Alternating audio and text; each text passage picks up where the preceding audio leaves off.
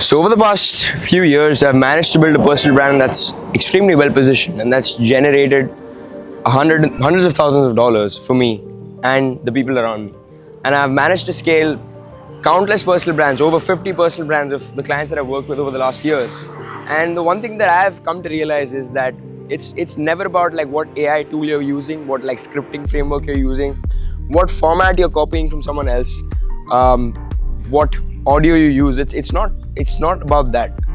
A lot of times it just comes down to how tasteful the personal brand is, how well curated and how intentionally you've put it together based on your personality. And your personality is a lot of things. It's what you verbally say, what you visually show. What you verbally say is your backstory, like your life story, your authentic true story. Talking as if it's you talking to a very close friend of yours, right? Or in the visuals, you're showing your actual taste in life, right? Like right now, I'm filming this video in a very I would say like old mansion type of a place. Why is that? Because I like old places. I like good architecture. I like history. And that is why you're seeing that in the videos. And that leaves you with a certain feeling or emotion. That is what we need to curate. A sort of a world that people can be a part of rather than just a piece of content that they watch. So that whenever they see any such element that's similar to the world you've created, all they can think of is you, right? And that is a level of authority that you can have where you linger in people's mind after they've even watched a few pieces of your content. And that's very, very powerful. Now, I want to walk you through how I think about building an actual world and building a very tasteful, aesthetic, visually pleasing personal brand, which I feel like has been one of the greatest differentiating factors for myself. That is why people pay me like thousands of dollars. The top people around the country and the world want to have a piece of me, want to have a word with me, want to take care of me, right? And that's just, it's usually like a feeling of almost, I would say like, it feels illegal knowing that all I'm doing is working on things that are second nature to me, which is putting together visuals and making things look really beautiful and aesthetic and making things sound really beautiful and aesthetic. That gets me into rooms and helps me do things that I couldn't have ever imagined, honestly. And so I'm going to be walking you through what that is. And I'm going to start off with trying to understand the mental model behind how I think about visuals, specifically visuals and aesthetics and curating taste. And then I'm going to walk you through the nitty-gritties and the details of how I actually do it, because either one of the two can't exist without the other, because you need to be able to understand why I'm doing what I'm doing and then understand how I'm doing what I'm doing based on why I'm doing what I'm doing, so that you can understand what you want to do and why you want to do it in terms of how you want to show your visuals and how you want to curate your taste for your personal brand, and then how you can manage to put together the technicals behind it and be able to like execute on that exact visual identity. But let me actually walk you through some of my principles and things that I think about quite a lot, which is firstly, less is more. Quality over quantity any day of the week. I would much rather be the person that posts once in 6 months, right? I've never done that, but I would much rather be the person that posts once in 6 months than someone who's posting every single day, bombarding the algorithm. And why is that? I used to follow this guy named Sam Kolder, and I still do, right? His YouTube channel goes by the name KOLD. And this guy would basically create an entire adventure film over a span of a couple of months on a trip to like Africa, to New York. And he had the craziest camera gear with him. Red cameras, huge Canon cameras. He had different action cameras like the DJI Osmo, I think Action, the GoPro 4s, GoPro 5s, like he was sponsored by all these brands. And he would put together such a beautiful like masterpiece that he would himself edit, and the edits were so intense that he had to like get compute power in his house and these massive CPUs that could handle that workload of editing. He had to get these massive like SSDs, these massive hard drives to be able to store the files. But he posted once in 6 months. That's it. But that one masterpiece that he probably filmed for 2 months and edited for 3-4 months were just so good that every single one of them would go to the millions of views, and they attracted a cult audience. So that now when people see FPV drones, they see action, they see tropical places, they see the orange and teal look. If you've seen that orange and teal color grade on YouTube, like back in the day, that was invented by him. People see that and they're like, oh, it's Sam Kolder. And that is a level of cult following that does not come with posting every day. And that is what I want to talk about, which is quality over quantity any day of the week. You should never be choosing quantity over quality. Now, the second mental model that I usually operate out of is you want to make things sticky. Every time I'm posting something, I'm thinking about how long am I going to stick around and linger around in the person of the audience's mind, right? And that is very powerful. I want to engineer every single second of my video in a way where I'm genuinely keeping the viewer's intention in mind. I'm keeping the viewer's experience in mind and curating the experience in a way where people genuinely want to listen to what I have to say because they know that I have their best interest in mind and I'm delivering exactly what they need to see in the moment. So I would want my videos to be sticky. The third principle that I live by and I think about a lot is this word called sprezzatura. A sprezzatura, I don't know, is it Italian origin, Spanish origin? It's a word that basically just translates, or is it Greek? I'm not sure. But it translates to making the difficult look easy. Now, what do I mean by making the difficult look easy, right? Or making it seem effortless?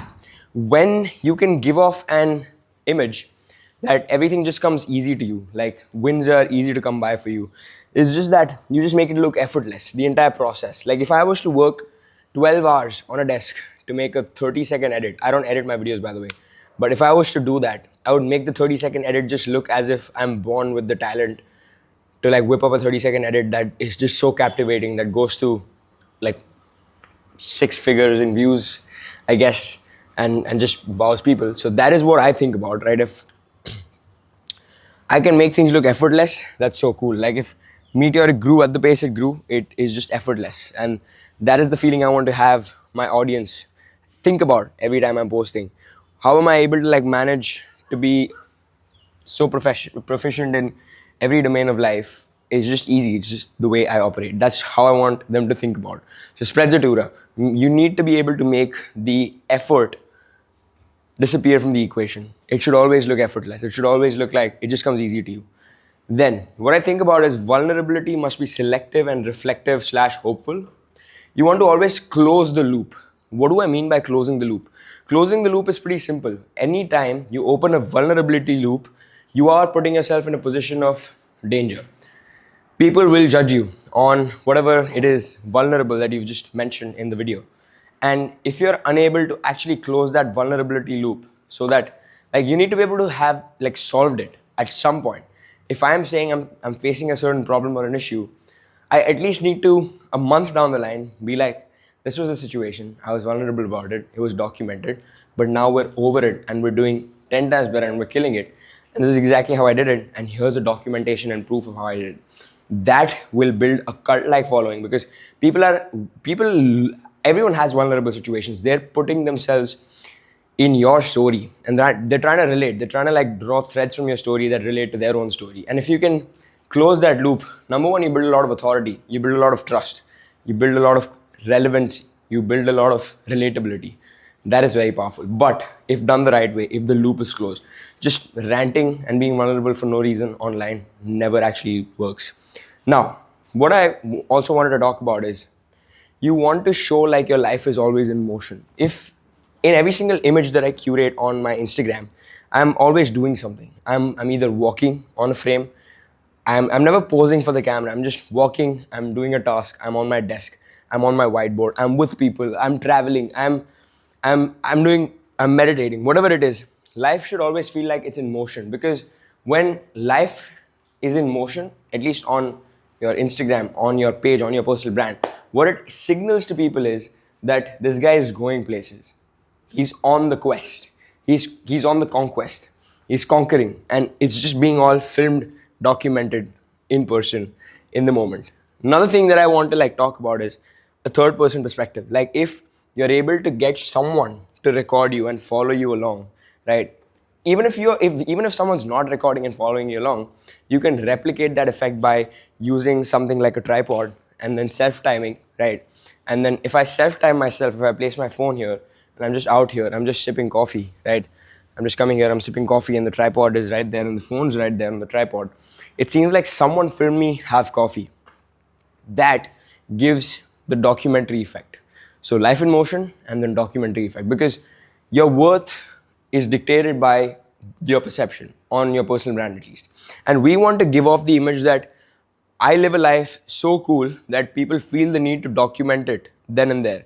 Your life has to look like a movie, feel like a movie through and through. You want to think of yourself as James Bond in a 007 movie when you're living life, and at least when you're documenting your life for your personal brand. Now, tying into those points, you want to always vary your perspective and contradict yourself. The greatest people, or people that managed to build actual cults, what the one thing that they did really well was that they managed to say something that was pretty polarizing, and then they managed to completely contradict their opinion the next day. Why? Because the whole point is there's no right or wrong. Perspective A and perspective B are both pretty damn right, I guess. But it's which perspective do you actually choose? And showing that you choose perspective A today and then perspective B tomorrow shows that number one, you have fluidity in your identity. You're willing to change the way you think based on your life situation. Second, you're not afraid to share that. You're not afraid to contradict yourself. People also grow with you, right? People also change their beliefs with you, right? And there's people that will relate to a certain part of your journey, and there are people that will relate to another part of your journey. And that is all completely fair, and that's completely fine, right? Not everyone is supposed to relate to every part of your journey. But if you're able to contradict yourself, there's a certain level of trust that you end up building because of that contradiction. Then, you want to flex smart. Like, I see a lot of people that are doing well, that have good personal brands, they're flexing a lot. Like, if your Instagram's literally all about like the fact that you make a lot of money, like, cool, but those are the people you're going to attract, because the actual top 1% does not care about you showing them that you're making a lot of money, but they care about taste. If you are making a lot of money, how do you actually display that? How do you actually curate an environment around you that's conducive to you and true to your taste, right? And how do you like showcase that? That is what they want to see. They don't want to see a straight up flex. They don't want to see a straight up flex. They don't want to see a straight up bank account number or cash lying around. It's just so crass. What they want to see is, what do you choose to do with that? Like, did you put it into an accessory that is something that you really like the look of, right? And how do you place it? How do you place that object and take a picture of that object? That is what people want to have a look at. That's what people want to see. But it's indirectly signaling that you're doing pretty well in life. But it's very tasteful. It's well curated. It's not out there in people's faces. Then I want to talk about how colors matter way more than you can imagine. Colors are everything. The reason why I'm wearing white with this entire white house and this white background tells you something. I want to curate my outfits based on what the entire villa looks like. I have a car, and my car, I can actually choose to like select which color of LED lights the car has. And I usually tend to select the lights that of the outfit that I'm wearing. Why? If I'm wearing a blue t-shirt, I want my car to look blue from the inside. If I'm wearing a yellow t-shirt, I want the car to look yellow from the inside. If I'm wearing a white shirt, I want my car to look white from the inside. And that is because I'm thinking about colors and color coordination every single moment of my life, wherever I'm going and whatever I'm doing. And that is very, very powerful. So colors matter way more than you think. And it's important to curate your colors. It's important to coordinate your colors. There should never be a mismatch. Then frames are way more valuable than the subject or the object. If I only take a close-up shot of my face or just of me, it's not going to look as good as me curating a frame where there's a chandelier and there's a roof, and I just happen to be walking through this entire space, and you're not just looking at me, but you're looking at the entire frame and what I'm doing and moving through the frame. Frames need to be curated. Frames need to be thought about. Frames pack a lot more information than just the object itself. When I want to take just my picture, a zoomed in shot of me, I don't have to think about anything else. But when I want to take the whole frame, I need to think about the colors in the frame. I need to think about other objects in the frame. How do I blend into that environment? If this is black and I'm wearing a black strap on my wrist, right? If the walls are white and I'm wearing a white shirt, everything is curated intentionally. The browns go well with my outfit, right? That is what we want to do. We want to curate a frame, not just capture a particular object or a subject. Then, what I wanted to talk about was, you want to have at least some type of a vlog. Like, you want to have some type of a vlog where you're just documenting your thoughts, right? Like talking, like just talk as if you're talking to your younger self. talk as if you're talking to yourself.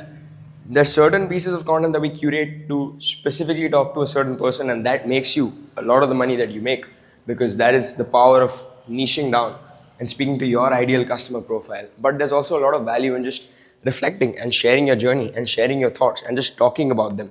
And every single time, there's something that I've found, right? Whenever I feel like I'm sharing too much, or I'm being a little too vulnerable, and I'm just like giving too much information away.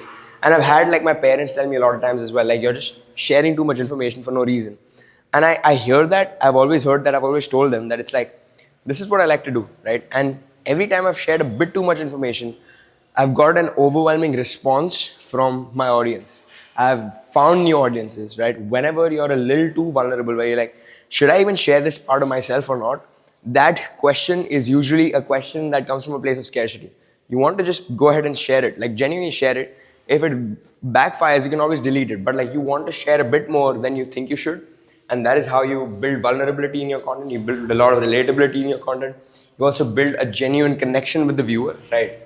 The last thing I want you to think about, when, at least from a mental model standpoint, when you're looking to build a very aesthetic and tasteful personal brand, is it's actually pretty hot in Goa, bro. Like, I'm like sweating, which is insane. But what you want to think about when you're building a very intentional personal brand is that every single video that you technically post on the algorithm, you don't want to think about the algorithm at all. I mean, you kind of do. You want to curate the right things to make sure that, it performs well on the algorithm. But what you also want to, like, that will naturally happen the minute you think about the person on the other end of that screen that they're watching you on. You're not posting on a screen. You're not posting on an algorithm. You're posting for a person. It's a person-to-person connection. Someone is on the other end of that screen that's going to be watching exactly what I'm posting, and I have to like really connect with that person. I need to engineer an experience just for that person to actually have a good time when they're watching what I'm doing. So it kind of has to be from a place of like giving. It has to be from a place of like sharing. It has to be from a place of like genuinely connecting so deep with the viewer that's going to be viewing that piece of content or that video on a screen on the other end, that they feel it. Like, they genuinely feel like this guy has put in some energy into what he's just put out, that makes us feel like we're in the room with him, that makes us feel like we know this person. That is very powerful. So I think all of these like tricks, tactics, principles that I've put together, if you're able to crack that, I don't see why you wouldn't be able to build a very tasteful personal brand. And this could be fully unique to you. Like, your way of going about all these principles could be fully unique. I just wanted to also walk you through on a Miro board how I think about visuals, colors, objects, angles, frames, things, and how I just think about like curating visuals for my personal brand, like specific visuals and nitty-gritties, which might be similar to your aesthetic or it might not, right? But I would love to walk you through it just so you get a better idea of how you can curate one for yourself. And I'm just gonna dive straight into it. But just keep everything that I said to you in mind. Open up your screen if you have been just listening to me all this while, and have a look at what I'm about to show you, because it's gonna be insane. So yeah, let's go straight to the Miro board. So in front of me, I've got a Miro board, as I love the actual software and I love using digital whiteboards. Any like open canvas, whether it's even like a canvas to paint on, whether it's an empty whiteboard in a classroom, I used to like always like want to like go and scribble on it, because it's an opportunity to like fill up a space. And I that's why I absolutely love and adore like Miro boards. But I'm gonna get into it right now. I'm gonna get into how I think about my visual identity and how I've achieved it. Now, this will be something that has worked for me, and it's subjective to me and my stage of life and my taste and my experiences that I'm able to afford at this stage of my life and of my career.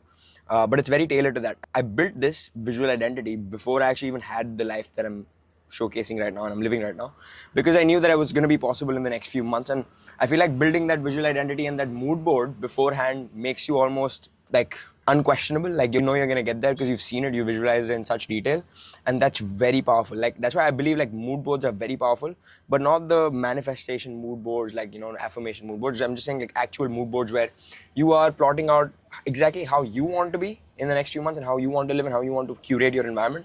I think that's very powerful. So let's get into how I think about it, right? Now, first of all, I'm going to be walking you through, as I said, my visual identity, right? And what I want you to think about, the quote that I think about is, the irony is that the more you understand the psychology behind it, and yet here is the taste and the aesthetics and the thought that goes into every single thing that is put out there onto the internet by me, there's a lot of thought and psychology and a lot of years of reps and experience and a lot of effort and intention that goes into it that maybe you don't know of how much I think about this. But the irony is that the more you understand the psychology behind it, the more you can actually be genuine while still being strategic. A lot of people, I feel like, come off very inauthentic, and that beats the whole purpose of a personal brand. So I just want you to know that you have to treat this as something you're getting into for a long period of time, and this is actually a social asset that you own. It's almost like a portfolio. Like if you own a mansion for like $10 million, this is almost as valuable, if not more, than that mansion. So you want to treat it like that, right? So let's get into it, right? Visual identity, the look and feel of your brand. Now, when I'm filming, I'm thinking about the documentary effect, as I said. When someone else films you, it creates the illusion that your life is inherently interesting enough to warrant documentation. It suggests you're living at a level where others naturally want to capture and share your experiences. This positions you as the subject of interest rather than someone desperately trying to prove their success. So when you want to have a lot of authority in your content, and I know I speak to founders that have achieved a life that they have curated, and they have achieved a level of success and confidence in their career that they are living lives worth documenting. It's just a matter of actually getting someone to document it. So if you can get a videographer, that's like the best option or outcome. If you have your girlfriend, you can get her to record. If you have a friend, you can get them to record. If you have your parents, you can train them to get to record you. Or the best thing you can also do is get a tripod and just start placing cameras in places and start moving through spaces and just document it. And if you want to take pictures, just take a screenshot of those videos, and that's what your pictures are going to be. Life in motion. Movement implies progress, momentum, and forward trajectory. When viewers see you walking, traveling, or moving through spaces, they subconsciously associate you with advancement and achievement. You're literally and figuratively going places, as I said. Filmable environment / frames. Optimize your workspace for cinematography, lighting, backgrounds, clean aesthetics. Why am I filming over here? I am filming over here because it looks like I'm in a mansion, and it's some part of India, but you don't know where in India I'm in. I could be in Rajasthan for all you know. I could be in Ranthambore. I could be in Gujarat. I could be in Maharashtra. I could be in Goa, wherever. But it does tell you that I'm in India and I'm wearing linen, so it must be summertime. That's how I want it to look like. So I've optimized the space. Filming. Use a tripod or have others film me. The first half of the video is filmed by someone else, and this half of the video is filmed on a tripod. But that's my philosophy behind it. That's how I think about it. Side angles, right? I want to have side angle shots. I want to have shots where I'm just doing my thing and someone's just recording me from the side, right? As if like I'm just in my element. I want to have side angle shots. I want to have front angle shots as well, where there's direct authority transfer, or moments where I'm looking into the camera as well, straight, like with a gaze, right, of my eyes. That is also one type of shot that I like to leverage. Back angle, follow the leader psychology. Anytime I'm, say, for example, at an airport, or I'm moving through a particular part of a city on the street and someone records me from the back, that is a follow the leader psychology. Like I am literally guiding you to a place in a photo or a frame or a shot. That's what I want to do. Training clips should look like a pursuit of a superior self. Training clips should not look like you're doing reps as if they're like a count or a number. I genuinely hate that. I wanted to look like I'm training like my animal instincts, and I'm trying to be a superior self. I'm putting myself through pain. I'm putting myself through scenarios where I'm going into dark places and I'm listening to certain kinds of music to like rile myself up to actually feel that and enjoy that workout. I wanted to look like a pursuit of a superior self. And then occasional fun selfie just to take the whole like seriousness out of the equation, because like why not? I mean, I'm human as well. I put an occasional fun selfie in my story sequence yesterday, which was very serious, and I just put like a random selfie of me at like a cafe, which worked really well. So the type of shots I use is like there need to be sunlight shots where there's sunlight falling, like crisp sunlight falling on your face, right? These are the shots which are going to be, now I know for a fact a big unfair advantage is the way I look, and I want to highlight that in shots where there's sunlight falling on my face, and those hooks work really well. They perform really well, and I usually keep a reserve of these shots that I can keep using again and again. So when sunlight's falling on my face, I know that hook is going to work, right? Sunlight / hook shots, very, very powerful. Lifestyle shots. You want to document your lifestyle. You want to document your travel, your experiences, your adventure sports. You want to document you in a sports car, like racing. You want to document you at nice dinners, nice places. Those are lifestyle shots. With other people, those are all lifestyle shots. Then I like to also leverage something called an object / POV shot. Again, like before I get into object / POV shot, I want to also get into the lifestyle angle of it.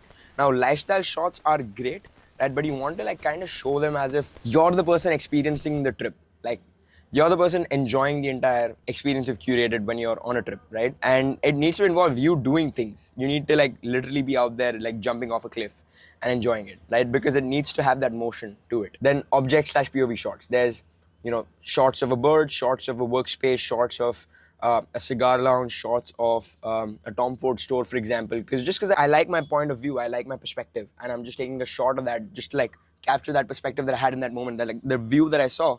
This over here, if I take a picture of this is a POV shot. I want to show what like I can see in front of me.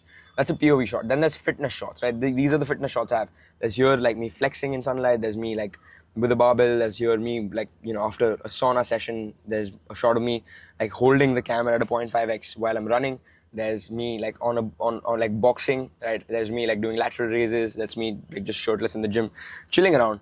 And these are all like varied fitness shots that I use, so it looks like I live a hybrid lifestyle. Like I want it to always look like fitness is just something I do for fun. I don't want it to look like it's my main thing, right? And that's why like I like to have fun with my fitness, and I'm training in different environments and doing random shit, like just to like enjoy my body. That's the entire feeling I want to give. Then there have to be like obviously like work shots, team shots, where you're like working with a team, you're working on a whiteboard, you're working at a cafe, you're working in the workspace, you're plotting something on the whiteboard, you're working on the desk, like locked in fully, you're working in an Airbnb because you were traveling, right? Those are the type of shots that I also like to leverage. Now, let me get into like, these are just examples of my shots, but I want to get into more than the shots and the different types of B-roll you can take. I want to get into also like how I visualized and manifested the objects that I show in my videos. I just kept a Miro board or a Pinterest board of like things that I want to own. Whether it was a pair of Golden Goose sneakers, whether it's driving a Lamborghini at the end of the year. I knew I wanted to drive a supercar at the end of last year, and I like put it on my vision board. Like I put pictures of a Lamborghini and a Ferrari on the vision board because I knew I'm gonna be around those objects, and I want to make it look really aesthetic. I want to make myself driving that Lamborghini or that Ferrari look very aesthetic, and I just wanted to do that, and I put it out on the Pinterest board, and it happened. So I want you to like kind of just think about like things you want to own and the objects you want to own, and objects you want to show that just become like a starter pack. I like the word starter pack. When someone says Mokshvasan starter pack, there's an Omega Seamaster that comes with it. That there's linen shirts that come with Mokshvasan starter pack. There's a certain black bag that comes with it, right? There's a certain scent that comes with it that you can smell when I walk into a room, right? That's the starter pack. That's the feeling that I give a person when I meet them in person, right? And I want to curate that beforehand. I want to know what I'm going to be owning to actually give that starter pack vibe, right? That's what I think about when I think about object shots. Like if I was a cartoon character and there was a box that was made of me, and I'm the actual toy within the box, what are the different like props around the toy that the manufacturer is gonna give in the box to someone, that just feels like a whole like, okay, I've gotten Mokshvasan in a box. I want to think about that. Then there's work shots. Now with work shots, I feel like I've gotten a lot of like slack for my work shots. I think that it's because they're really good, right? But people go, are you like faking the work or are you actually working and recording the work? Now, it's both, right? There are certain times where I'm just taking a shot because I know I will look good when I'm working there. But there are also certain shots where I'm just like so locked in, but I'm like, let me just like, after I'm done with this work, I'm going to record like a couple of clips of me like getting done with work. Those also come off really well. But I'm able to pull my work shots off really well because I can nail the expressions of actually being locked in because I am fucking locked in. Like I work like a horse and I work more than 99% of the people I know. I just know like a couple of people in my life right now that probably work a little harder than me, right? And I want to get to their level, but I know for a fact I work harder than everyone, right? And that is why I'm able to have the exact expressions of working hard when I'm on the camera, and that's why they look a lot natural compared to like other people taking work shots. I also want to get into like the colors that I think about. There's a few like different types of colors, and I've like mapped out the temperature, the saturation, the grain, the contrast, the goal, right? Like I've written like the vibe, the old money, elegance plus young, rich energy. That's like something I wrote down for how I want my colors to look like.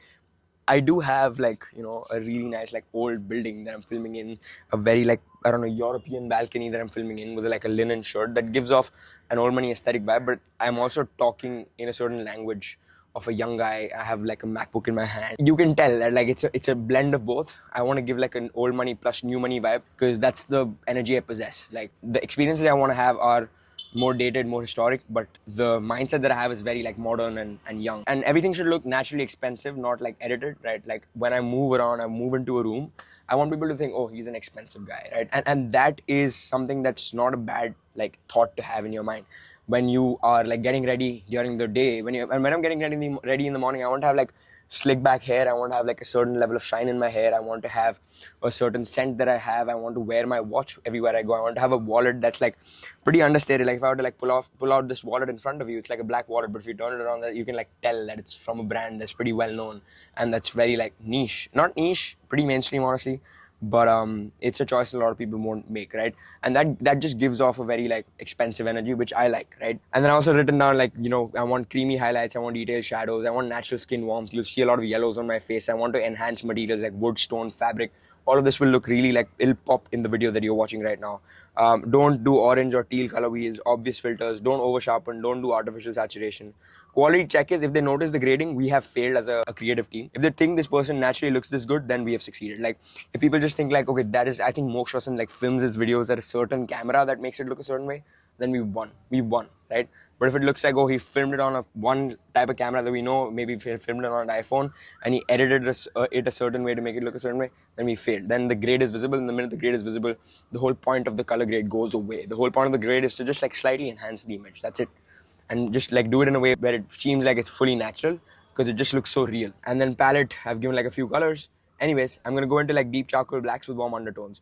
These are for darker, more like nighttime clips. So there are some examples that are put on this Miro board of shots that are similar to that, like darker shots, right? Muted amber, orange highlights, crush the blacks, add warmth to the shadows, orange slash amber in the highlights, low saturation overall. The second vibe I like is industrial slash urban. Cool steel blues and grays, teal shadows, orange highlights, giving a cinematic look, reduce vibrance and lift blacks slightly. Like these purple-esque shots, blue shots, red light, like red shots, neon shots at night. I love those a lot as well, and I do leverage them. Then there's the warm desert slash sunset. That's similar to the vibe that I'm probably gonna have on this video, right? But it's gonna be a blend of this and like a bit of greens because the background is a little green. But rich terracotta, burnt orange, and deep amber golds, warm temperature, saturated oranges and reds, crushed blacks, golden highlights, right? Shots like these. There's a golden light here. Shots like these, you know, the frame is fully yellow. Even though the actual frame never was yellow, I made it yellow to make it look very warm. This one where there's like natural sunlight, it's a entirely like wooden place. It looks really like nice. Same here, and same here, right? I want to give a warm desert slash sunset vibe, which just makes people feel warm. And I use a lot of these like color grades when I just want to give off that like warm, like soothe to the eye. Then there's natural slash tropical, like sage greens and natural teals, slightly cooler temperature, desaturated greens, warm highlights, and soft shadows. Like a few of these shots where I'm like around trees and around greenery and around water, right? I want to give off this like island vibe. I want to give off literally an island vibe. I want people to like, when they see that clip, I want people to think about like, like if they breathe, they should be able to like visualize how they would breathe next to an ocean, right? I want to give off that like freshness in the video. And then there's like universal blue strategy, which is like just make everything super blue on the frame, right? Use deep blues, use sky blues, always balance with warm accents to avoid coldness. Split tone, blue shadows, warm highlights for dimension, right? Like I want to give off this like fully blue vibe that's just like so cooling to the eye, right? And so I'm trying to like leverage all of these based on the emotion of the video. If the emotion of the video is very intense, right, I'll use a lot of like industrial urbans. I'll use a lot of like deep charcoal blacks, right, and the warm undertones. I will use a lot more like warm desert shots, and I won't probably use like the tropical shots or the blue shots, right? But if I'm giving off a very like chill, laid back vibe, it'll have a lot of like tropical backgrounds and like color grading. It'll also have like the the blue clips as well in there. So you want to like understand the emotion of the video, the feeling you want to give the viewer, and then choose your color grading accordingly and your clips accordingly. And that is a sense that you build over time. It's kind of like pattern recognition. You edit for a few years and you understand it. But not just editing. I feel like if someone has a good aesthetic eye, that you obviously sometimes are either born with or you're grown up with or you have to develop. I work with founders that have that natural aesthetic eye that's sometimes even better than mine, right? But I've also worked with clients that have zero aesthetic eye, right? And we have to like sort of help them, like really probe them and try to understand their aesthetic, right? It's usually a full spectrum of people, but it's always interesting, like seeing how people think about taste and colors. But yeah, that's how I think about my colors. Could be valuable to you, could not be valuable to you, but I think it is pretty valuable if you were to model off of this entire system and build your own visual identity and think about why you are using certain colors, why you are using certain frames in your videos to make the viewer feel a certain emotion. Because at the end of the day, as I said, if I'm actually able to crack the emotion game, if I'm able to make you feel a certain way, if I'm able to just like be remembered in your mind, right? I look at my images, I look at my videos a lot when I'm just alone and I'm just like admiring, like, shit, this is so well made, right? And as long as you have that feeling where you're proud of what you're putting out there on the algorithm and it works for you, you've cracked the game of taste and building an actual tasteful personal brand. But I hope this video was immense value when it comes to building a tasteful personal brand. This is probably just scratching the surface of the value that I provide to the clients that I work with, because I literally take them through this entire experience. I have 2 clients on this trip with me. We are literally living in the same house. We're moving around, we're filming each other, and I'm sharing these mental models with them in person. And that's the level of relationships I like to build with my clients, because that is the kind of person I am. I am either a very close friend to someone, or I just don't know them, right? Or I hate them, right? It's either one of the 3. And every single one of my clients, I genuinely tend to build such strong relationships and learn from them and have experiences from them, that I'm just grateful that I get to meet such interesting people on a week-to-week, day-to-day basis. So yeah, if you want to be one of those people, you will be able to find a link in the description to a Calendly of one of my teams or one of my partners who will be understanding your situation, what type of a personal brand you want to build. And I look forward to seeing you on that onboarding call. So if you made it so far, which I know a lot of you have, probably 70 to 80% of you have stuck around to the end. So I want to congratulate you, number 1, because you have a good attention span. Second, I want to congratulate you because you've taken away a lot of value from this video. And I know for a fact that you are someone that wants to build a tasteful personal brand. So don't wait, book in that call, see how we can work together with Meteoric and build you the personal brand of your fucking dreams. Anyways, have a lovely rest of the day. The sun is about to set over here, and my friend over here wants to go to the beach, take a dip in the ocean, because it's been a day where we worked hard, and definitely we're going to end off with playing harder. So yeah, that's me signing off, but have a lovely rest of the day. Ciao, signing off.